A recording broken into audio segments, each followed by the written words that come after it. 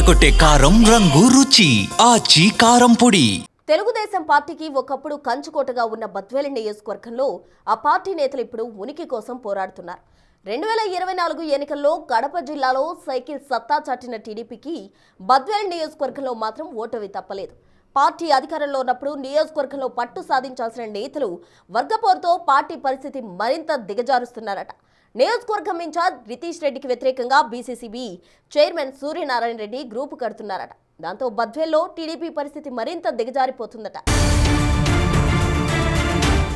కడప జిల్లా బద్వేల్ నియోజకవర్గం ఒకప్పుడు టీడీపీకి కంచుకోట. వైఎస్ రాజశేఖర రెడ్డికి సొంత జిల్లాలో మింగుడు పడకుండా తయారైన నేతల్లో బిజివేముల వీరారెడ్డి ఒకరు. నియోజకవర్గం పేరును తన పేరుగా మార్చుకుని బద్వేల్ వీరారెడ్డిగా ఎన్టీఆర్ మంత్రివర్గంలో పనిచేయడంతో పాటు 2 దశాబ్దాలు జిల్లా రాజకీయాలను శాసించారు. టీడీపీ ఆవిర్భావం తర్వాత బద్వేల్ నియోజకవర్గాన్ని దివంగత వీరారెడ్డి పార్టీకి కంచుకోటగా మార్చారు. అయితే 2001 తర్వాత బద్వేల్లో టీడీపీ ఇప్పటి వరకు గెలుపు రుచి చూడలేదు. 2004, 2009 ఎన్నికల్లో కాంగ్రెస్, ఆ తర్వాత వైసీపీ అక్కడ పాగా వేస్తూ వచ్చాయి.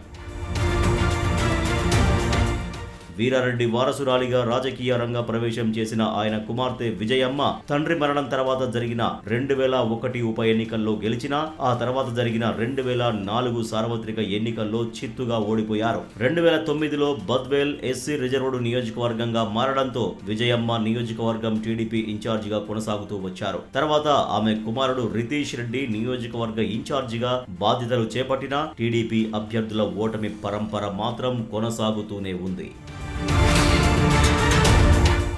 2024 సార్వత్రిక ఎన్నికల్లో జగన్ సొంత జిల్లాలో 7 సెగ్మెంట్లలో కూటమి జెండాలు రెపరెపలాడాయి. అయినా బద్వేల్లో మాత్రం ఫ్యాన్ హవా కొనసాగింది. బద్వేల్ నుంచి వైసీపీ అభ్యర్థి దాసరి సుధా మరోసారి గెలిచి కూటమికి షాక్ ఇచ్చారు. ఇక్కడ సైకిల్ పార్టీ ఓటమికి నియోజకవర్గం ఇన్ఛార్జ్ రితీష్ రెడ్డి వ్యవహార శైలే కారణమని పార్టీలో అంతర్గతంగా మొదలైన వివాదం ఇప్పుడు ముదిరి పాకాన పడిందట. రితీష్ రెడ్డికి వ్యతిరేకంగా DCCB chairman Suryanarayana Reddy group కట్టారని పార్టీలో జోరుగా చర్చ సాగుతోంది. సంక్రాంతి పండుగ సందర్భంగా ఇరు వర్గాల అనుచరులు పోటాపోటీగా క్రికెట్ పోటీలు నిర్వహించారు. గెలిచిన టీంకు ప్రకటించిన 30,000 ప్రైజ్ మనీ కాస్త 2 వర్గాల పోటీతో 3 లక్షలకు చేరిందంటే పరిస్థితి అర్థం చేసుకోవచ్చు.